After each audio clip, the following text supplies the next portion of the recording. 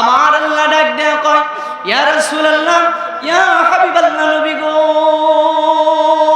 ও মায়ের নবীজি, আমি আল্লাহ পাক রব্বুল আলামিন সমস্ত আপনার উম্মতে মুহাম্মাদির জন্য আমি আল্লাহ আপনি নবীকে রূহানি পিতা বানায় দিলাম। সুবহানাল্লাহ।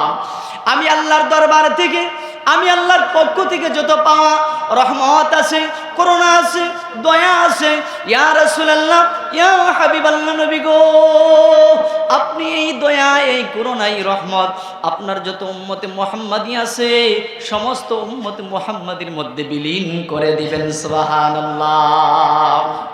কেমন দয়া, কেমন করুণা আল্লাহর পক্ষ থেকে হাবিব আমার পেলেন।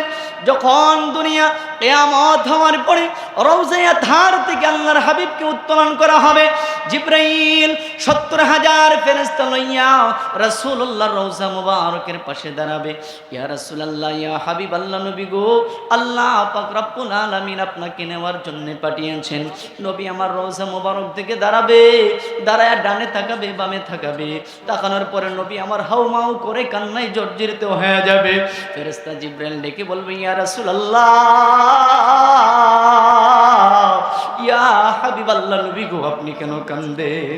আমার নবী ডেকে বলবে, এ ফেরেশতা জিবরাইল, আল্লাহ রাব্বুল আলামিন মনে হয় আমার সকল উম্মতগুলারে বিচার করে জাহান্নামে দিয়ে দিয়েছে। এই জন্য ডানে উম্মত দেখি না, বামে উম্মত দেখি না, সামনে পিছনে উম্মত দেখি না, এই জন্য আমি রাসূল কান্দি। আমার আল্লাহ পাক রব্বুল আলামিনের ফেরেশতা জিবরাইল বলবে, ইয়া রাসূলুল্লাহ, ইয়া হাবিবাল্লাহ, নবী গো, আল্লাহ রাব্বুল আলামিন এখনো হাশরের মাঠ কায়াম করে নাই। আল্লাহু আকবার বলুন। নবী হলেন হায়াতুন নবী, নবীর কাফন হলেন হায়াতুন কাফন। নবী রাহমাতুল লিল আলামিনের কাফন মুবারকের মধ্যে কাদামাটি লাগা থাকবে।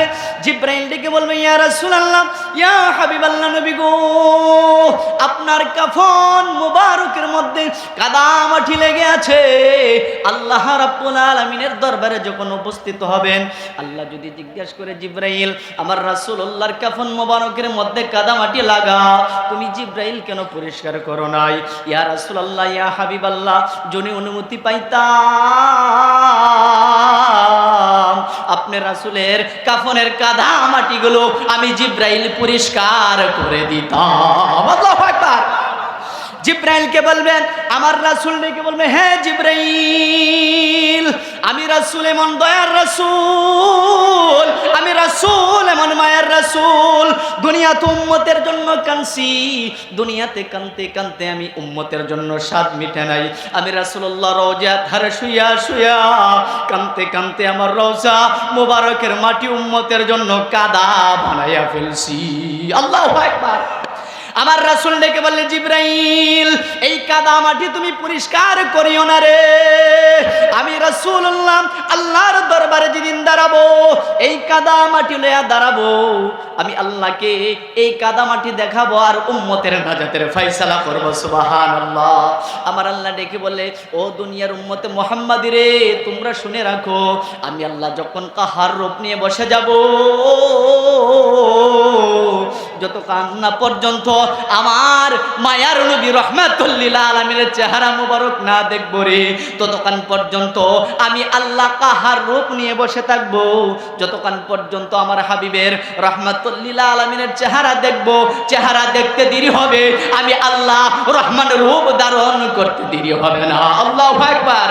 সকলে বলুন, পাইলে নিরালাই গো নবী, পাইলে নিরালাই, পাইলে নিরালাই গো নবী, পাইলে নিরালাই। নবীকে পাওয়ার দরকার আছে না নাই? বাবাজিরা, আমার বন্ধু